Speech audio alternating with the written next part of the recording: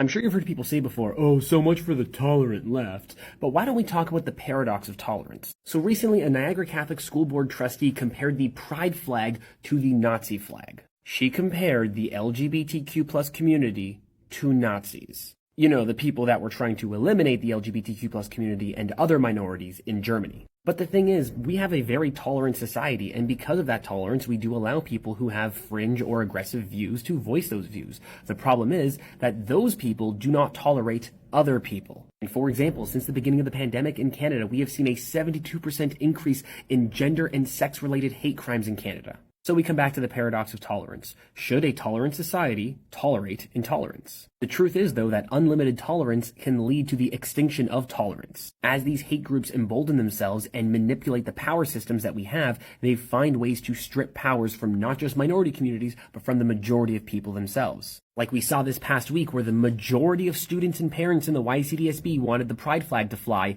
but 6 people prevented that from happening. Remember, the government told the board to fly the flag. They still chose not to. So the intolerant are amassing power and then abusing that power to push down on those who are tolerant. And so herein is the paradox. To defend tolerance, we cannot tolerate intolerance. Here's another way to think about it. In our society, tolerance is not a moral standard. It is not a law. It is a social contract that we make with each and every person that we meet every day. And when we preach and act in a way that creates intolerance, we have then broken that social contract. And this is only made worse with all these people who call themselves centrists who say, oh, well, you know, the far left and the far right are equally bad.